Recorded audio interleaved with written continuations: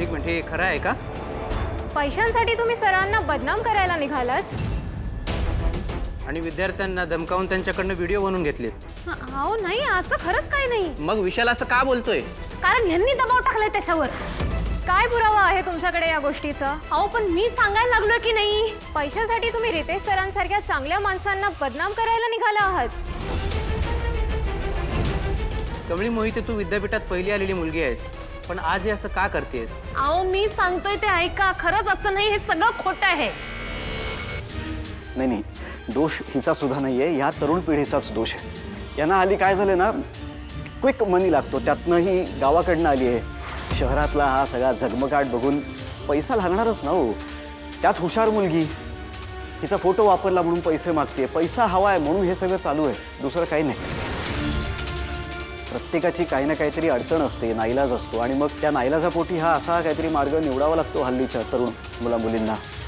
पण जाऊ दे, मुलगी हुशार आहे, ब्राईट फ्युचर आहे, तेव्हा आपण माफ करूया हिला. माझी काही तक्रार नाही बाई, फक्त ह्याला त्रास नको देऊस.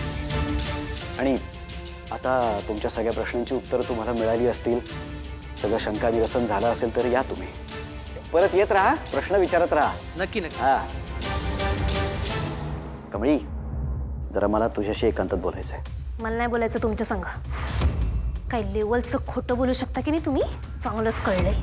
जे काय बोलायचं ते इथं सगळ्यांसमोर बोलायचं. जरा माझ्याशी नीट बोल, काय ना ते तुझ्या फायद्याचं आहे. हां निघा. कमळी, तू बोल, आम्ही हाय बाहेर. बोल.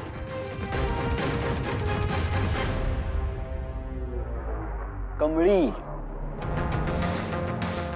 तू खरं तर माझी शत्रू सुद्धा नाही आहेस, पण तरी सुद्धा मी माझ्या शत्रूंना कसं संपवतो याची एक झलक दाखवली तुला. तू जगासमोर जेवढं मला उघडं पाडशील तेवढीच जास्त चिखलफेक मी तुझ्यावर करेन. काय झालं बघ ना, त्या मुलाला तू माझ्या विरुद्ध तयार केलंस, पण तो तुझ्या विरुद्धच बोलला ग. या धंद्यातलं राजकारण तू मला नको शिकवायला जाऊस. हा, हे राजकारण करत करत मी मोठा झालोय. जिथे तुझी विचार करायची क्षमता संपते तिथे माझी सुरू होते. ए आता मला माहिती आहे, तू आता मला असं धमकवशील, ए बघून घेईन, नाद नाही करायचा, मी कोण आहे माहिती आहे, सगळं मला माहिती आहे. मी सुद्धा रितेश सरपोतदार आहे. या असल्या पोकळ धमक्यांना घाबरत नाही मी.